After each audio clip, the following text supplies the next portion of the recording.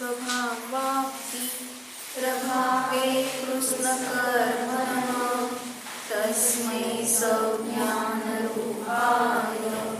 नमस्तु परमात्मने।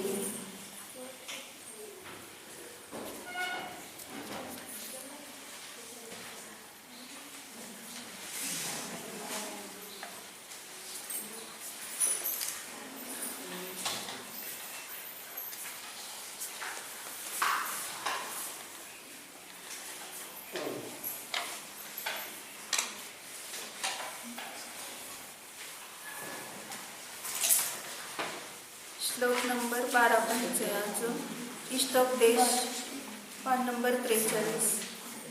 विपद्भव पदावर्ते पदिके वातिवायते यावत्तावद्भवन्त्यन्यः प्रचुरा विपदपुरा।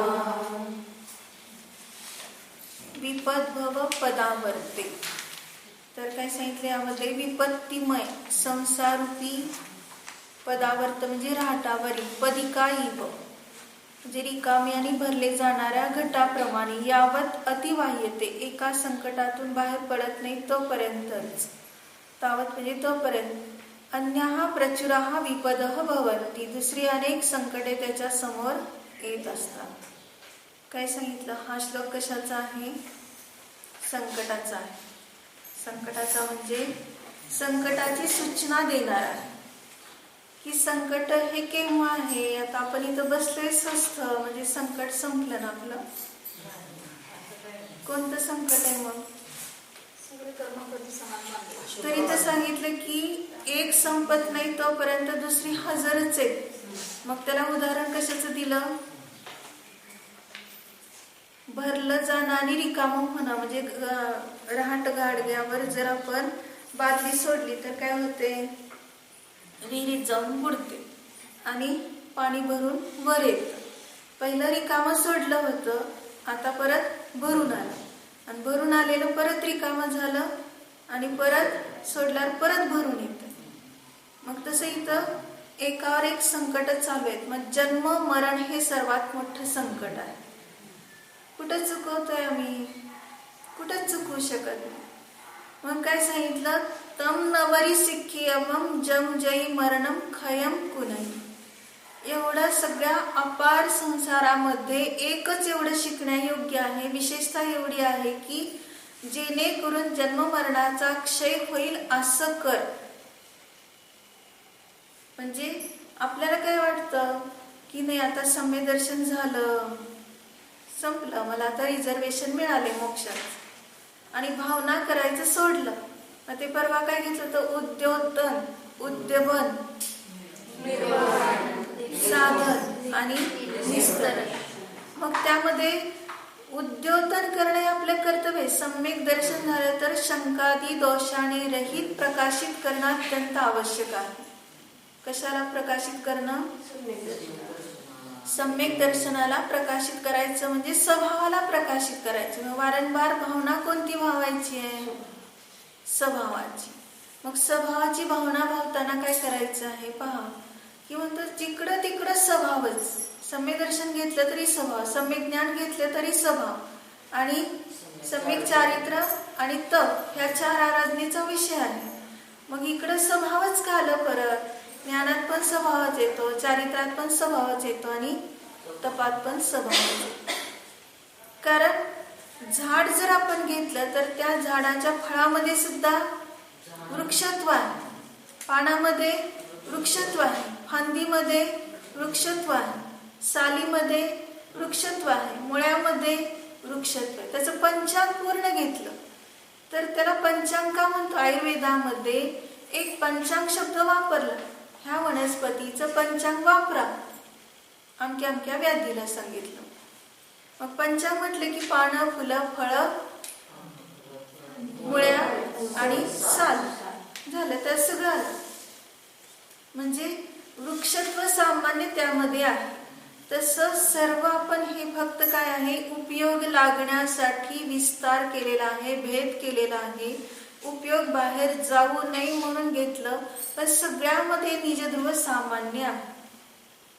म्हणून आपल्याला परत त्या विषयाकडेच यायचं आहे. सम्य दर्शनातून आपल्या स्वभावाकडे संकट सुटलं.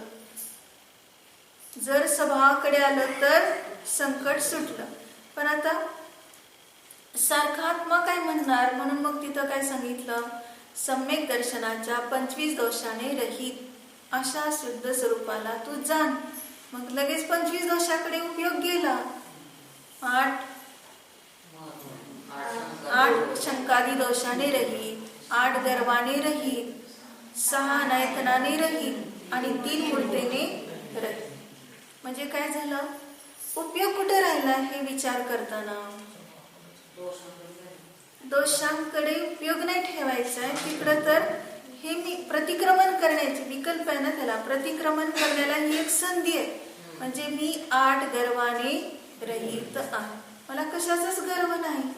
ज्याचा गर्व करतो तो कोण आहे, ज्याचा गर्व करतो तो कोण आहे, व्यक्ती नाही सांगायचं. हा म्हणजे ते संयोग आहे. जे तो सर्व संयोग आहे, त्या संयोगाचा गर्व कसा करतोस तू. म्हणजे जे तादात्म्य स्वरूप आहे त्याचा गर्व करावा लागत, आणि जे आपलं नाही त्याचा गर्व करावा लागतो. त्याच्या जे आपलं नाही त्याच्यात दीनता आहे, आणि जे आपलं नाही त्याच्यात गर्व पण आहे. म्हणून काय आहे की विषय संपला ना गर्वाचा. मी ज्याचा गर्व करतोय ते माझं नाही, आणि जे माझं आहे त्यात तर आहेच आहे, त्यामुळे त्याला गर्व करावा लागत नाही. क्षत्र चूडामणी मध्ये नीती वाक्य घेताना काय घेतलंय की त्या कमळाच्या फुलाला माझ्यामध्ये असा वास आहे हे सांगण्यासाठी शपथ घ्यावी लागत नाही. का शपथ घ्यावी लागत नाही, कमळाच्या फुलात नैसर्गिक तो वासच आहे, सुगंधच आहे. मग तो सुगंध विनाशक्तीवर प्रसिद्ध होतो हे सांगायचंय. तसं माझं ज्ञान स्वरूप विनाशक्तीवर प्रसिद्ध आहे. म्हणजे त्याला कुठलं काही असं साक्षी द्यावी लागत नाही. बघा ह्याच्या अशा प्रकारचं ज्ञान आहे, अशा प्रकारचं दर्शन आहे, उपमा द्यावी लागत नाही. आता इकडं कसं आहे की अर्धवट आहे, अपूर्णता प्रगट झालेली आहे आणि संपूर्ण नाही प्रगट झालं, म्हणून मग अर्यंत सिद्ध भगवंतांना साक्षी ठेव. बघा त्यांचं जसं स्वरूप प्रगट झालंय तसं माझ्यामध्ये पण आहे, शक्तिरूप आहे असं जाणलं. मग आता पहा की काय केलं या ठिकाणी, विपत म्हणजे संकट. मग त्यावेळेस संकटामध्ये तो काय करतो, संकट पदावर्त म्हटलं ना. पदावर्त कशाला म्हटलं जातं, आवर्त म्हणजे गोल.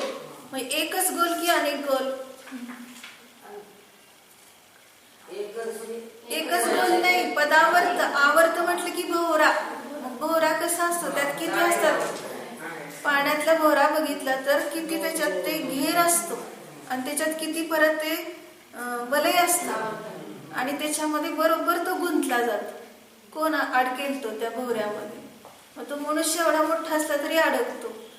मग तसं या ठिकाणी ह्या संकटाच्या भोवऱ्यामध्ये अडकलेला जीव, मग त्याला भोवराच म्हटलंय. बघा किती आता भोवरा म्हटल्यानंतर लक्षात येईल की त्या ठिकाणी पाण्याच्या भोवऱ्यात अडकला आणि मेला असं म्हणतो. किती हाय हाय करतो आपण, तळमळ करतो की त्या भोवऱ्यात अडकायला नको होतं, पण हे भोवरा समयाला निर्माण करतोय. मग काय केलं पाहिजे तिथं, उपयोग कुठं लावायचा आहे. एवढा सुंदर स्वभाव आहे, तिकडं मी उपयोग लावत नाही आणि उपयोग लावतो विभावात. सकाळी सांगितलं होतं, काय सांगितलं होतं यातलं कोणच नसेल आता, की ते विकथा करतो. विकथातून हा प्रश्न आला की नाही तो सगळा. म्हणजे विकथा करताना किती करतो विकथा, 4 कथा सांगितल्या मुख्य, राजकथा, भोजन कथा, स्त्री कथा आणि चोर कथा. मग ह्या 4 विकथा फक्त करतो असं नाही, तर जेवढे म्हणजे आता इकडे शास्त्रात सांगताना तर भेद केले, त्याचे 15 भेद केले. परत काय केले, 80 भेद केले, अजून किती भंग करणार? जेवढे त्याचा आपण भेद करतो तेवढा भेद करत जातो. पण परत पुढे काय सांगितलं? असंख्यात लव प्रमाण एवढे प्रमाद होतात. तेवढे विभाव आहेत, तेवढे प्रमाद होतात, म्हणजे तेवढे भंग झाले. म्हणजे त्या सर्वाला 4 मध्ये घालायचं. मग 4 मध्ये कसं घालायचं?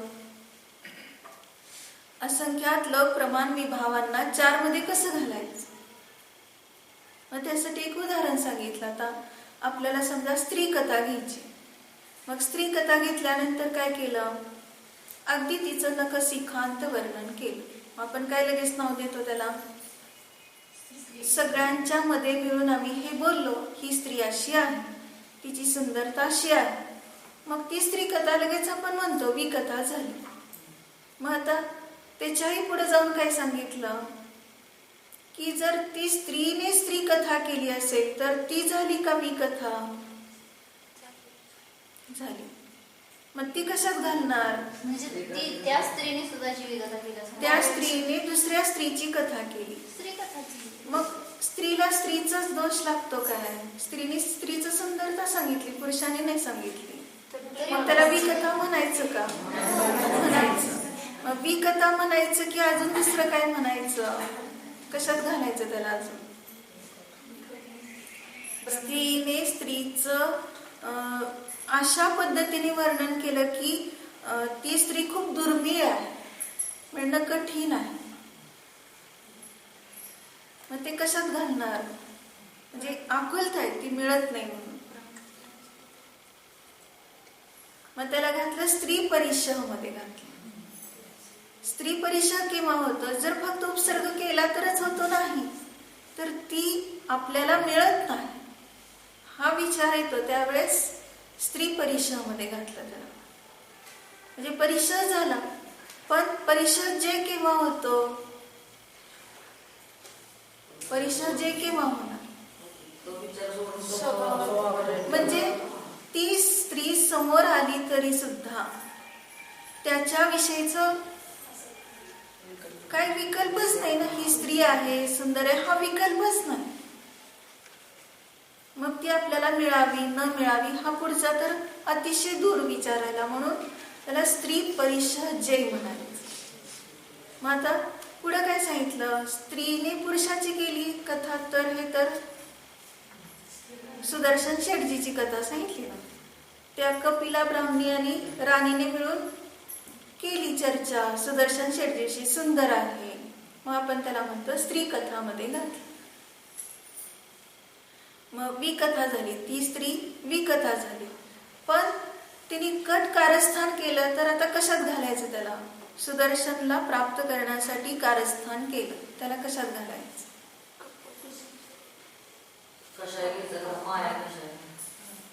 कशाय नाही. आता ते तर सगळे प्रमाद झाले, त्यात येतच येते. पण हे इकडं परिशह मध्ये घालायचं की पापामध्ये घालायचं की अब्रह्मामध्ये घालायचं, अव्रतामध्ये घालायचं?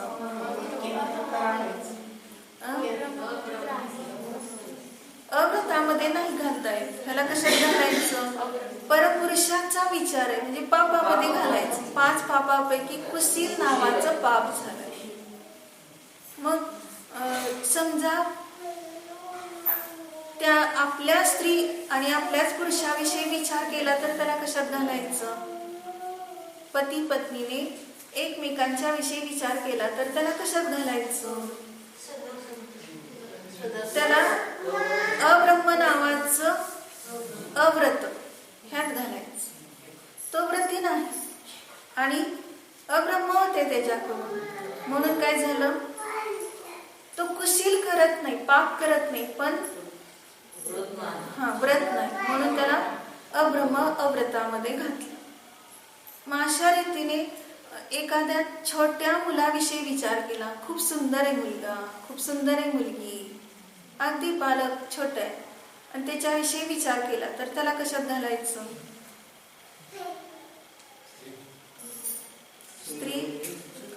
स्त्री परिशह. ह्याला स्त्री विकथा नाही म्हणायचं, ह्याला स्त्री परिशह म्हणायचं. कसं स्त्री परिशह झालं? आवडलं ना ते.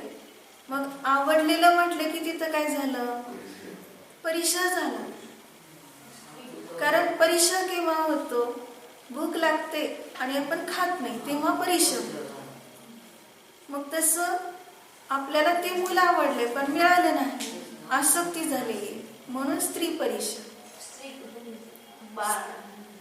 बाळ असलं तरी स्त्री परिचयामध्येच घालायचं. चेतन चित्र सुद्धा पाहिलं, खूप सुंदर आहे चित्र. मुलगी आहे म्हणून स्त्री परिचय नव्हे. मुलगी मुलगा त्याचा प्रश्न आहे. सचित हे चेतन चेतन सगळं कुठलंही आकर्षण झालं की त्याला स्त्री परिचयामध्ये घालायचं. बी कथा म्हणजे केव्हा करतो, वचनाने बोलतो आणि वचनाने बोलत असताना ते रंगवतो कथा आणि विचार पण तसा येतो. दागिने आवडले, हा. कपडे आवडले, हा, ते सगळं स्त्री परिचयामध्ये. जे आवडलं ते परिचयामध्ये गेलं आणि ते मिळत नाही, दुर्लभ आहे म्हणून परिचय झाला. आणि ते मिळवण्यासाठी धडपड, त्याचा विचार, परिचय आणि त्याच्यापासून विभक्त झाला तर परिचय. जे आता ते एक उदाहरण, खूप सुंदर फळ आहे, छोट आहे पण गोड आहे. कशात घालायचं? खूप सुंदर फळ, अगदी छोट आहे पण गोड आहे.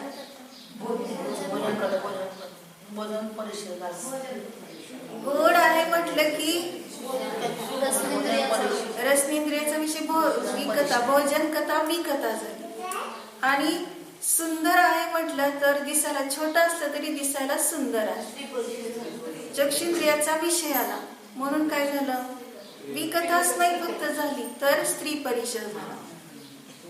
म्हणजे असं त्याच्यात इतकं सूक्ष्म चिंतन करत जाईल. त्या इंद्रियामध्ये तो विषयात रमला म्हणून ते अब्रह्म म्हणायचं नाही. ते अब्रह्म झालं ना, म्हणूनच स्त्री परिचय झाला तो. म्हणजे चक्षु इंद्रियाचं अब्रह्म किंवा रसनेंद्रियाचं अब्रह्म. रसने म्हणजे आता जसं आपण त्यात सूक्ष्म परत भेद करत जाऊ शकतो. म्हणजे ते फक्त मी 10 वर्षापूर्वी खाल्लेलं अजून आठवतंय, खूप चांगलं होतं तो पदार्थ, ते कशात जाणार? क्षुधा परिचय नाही, भोजन कथेमध्ये. भूक लागलेली नाही त्याला, फक्त त्या पदार्थाकडे म्हणजे तशा प्रकारचं चांगलं होतं आणि जे खाल्लेलं होतं ते आठवून सांगतोय. अरती परिचय म्हटलं तर काय होईल तिथं, मग पूर्वीचं स्मरण करतो आपण जे भोगलेलं आहे ते, आणि ते आता मिळत नाही म्हणून त्याची आठवण करून करून काय होतं, दुःखी होतं. म्हणजे वस्तू भोगली पूर्वी आणि त्या रतीचं जर आपण स्मरण केलं तर अरती परिचय होतो, म्हणजे दुःखी झाला तो. मग असं जशा प्रकारचे परिणाम आहेत त्याला आपण तशा ह्याच्यामध्ये घालत राहायचं. कुठला परिचय झाला किंवा कुठली विकथा झाली किंवा कुठलं पाप झालं, विचारात आलं तरी पाप झालं ना ते. म्हणजे आपल्याला असं वाटतं एखाद्या, म्हणजे आता आपण काय केलं की म्हणजे राजकथेपैकी एखादी कुठली तरी राष्ट्रकथा वाचली, ऐकली किंवा पाहिली, म्हणजे जगात काय चाललेलं आहे, राष्ट्रात काय चाललंय वगैरे हे पाहिलं. आणि पाहिल्यानंतर काय झालं, त्याच्याविषयी काय विचार केला, राष्ट्रकथेविषयी काय विचार केला, जिंकलं बरं झालं. हा, मग त्याला कशात घालणार? भारताने जिंकलं, चांगलं वाटतंय, मग तिथं आपण फटाकडे उडवत नाही पण आपल्याला मनामध्ये खूप आनंद झालाय. हा, मग त्यावेळेस कुठला आपण घालणार, कशात घालणार त्याला? राजकथा तर आहेच, मी कथा हे स्पष्टच आहे, परंतु इकडं अजून चिंतन करत जायचं. अनर्थ अपध्यान नावाचं अनर्थ दंड झालं, अपध्यान नावाचं अनर्थ दंड झाला. आणि अजून आपल्याला असेच काय मिळत राहावेत, विजय प्राप्त होत राहावेत असा विचार केला तर कांक्षा दोष लागला. कुठलं काय आहे आपलं काही संबंध नाही, तरी सुद्धा विनाकारण आपण त्याची इच्छा करत राहतो. ह्याचा जय व्हावा, त्यांनी असं वागावं, त्यांनी तसं वागावं, मग त्यांनी त्याचा पाडाव करावा, म्हणजे असे आपण जे विचार करतो ते अनर्थ दंडामध्ये जातात. कांक्षा दोष लागतो सम्यक दर्शनाचा, म्हणजे सम्यक दर्शनाचं उद्योतन झालं नाही. कसा दोष लागतो हे आपल्याला कळलं सुद्धा नाही. शेजाऱ्यांनी गाडी आणली आणि लगेच दुसऱ्या दिवशी चोरीला गेली. मग ते सांगत सुटतो आपण सगळ्यांना, बघा त्यांची अशी चोरी झाली. ती तर चोर कथा सगळ्यांना माहिती, विकथा झाली. पण मनातले विचार सांग की तुझ्या काय आहे. गाडी गेल्या तुला काय वाटलं? शेजाऱ्याला विचारलं. बरं झालं, गाडी सारखं गाडीवरच फिरत होता, कधी चालतच नव्हता आणि सारखं त्याला गाडीच लागते. आता बघू कसं करतोय, बिनगाडीचं कसं जातंय. मग असं मनामध्ये अनेक प्रकारचे विचार झाले. मग ही कशात घालायचं?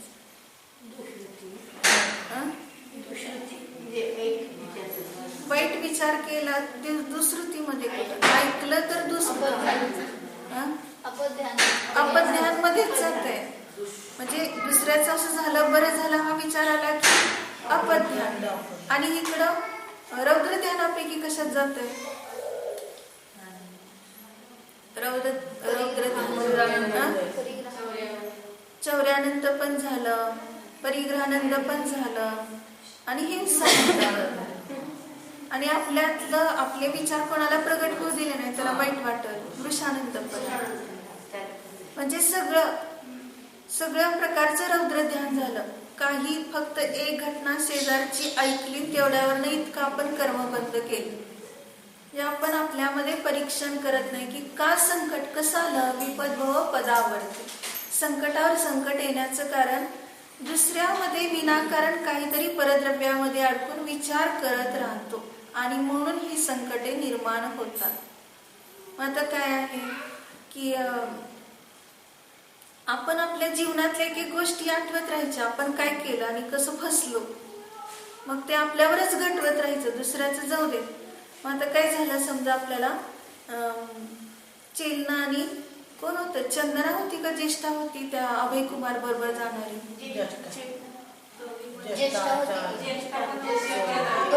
त्या कॉमिक्स मध्ये काय घेतलंय, चंदना घेतलीय.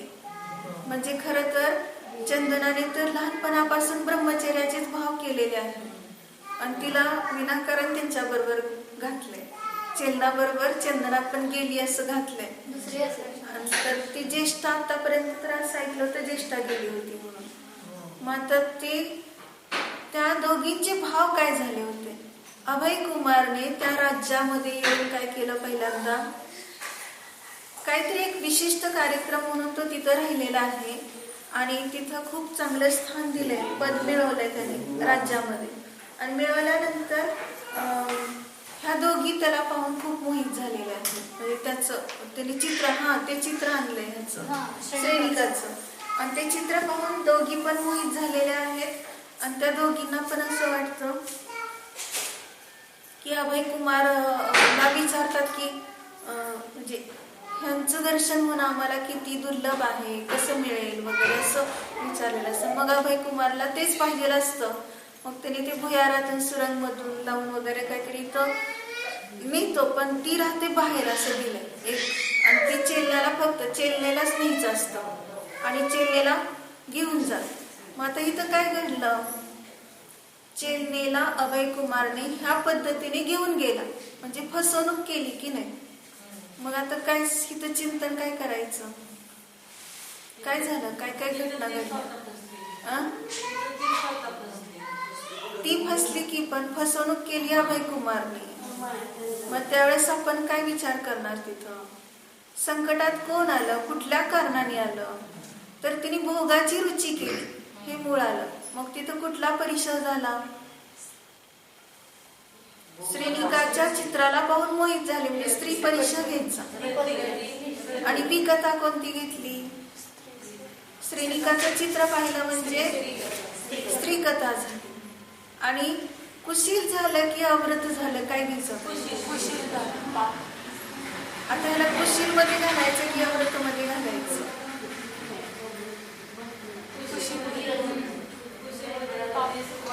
तिने तर त्याच्याशी विवाह केला म्हटल्यानंतर कुशील म्हणायचं का त्याला.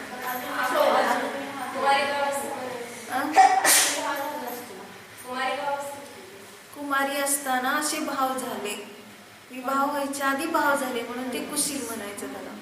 कुशील नावाचं पाप झालं. म्हणून अशा प्रकाराने त्या अभयकुमाराने काय केलं, आनंद मानला. अभयकुमारचं गटवाक्य आता, आनंद मानला. काय काय घटणार इथं, वृषानंद, खोटं बोलून चोरून नेलं, चौर्यानंद, हिंसा झाली. म्हणजे जैन धर्माची मुलगी असताना, ते कोणाला देत नसताना सुद्धा अशा रीतीने पळवून आणलं आणि तिचं सुद्धा मन दुखावलं गेलं. हिंसानंद झालं.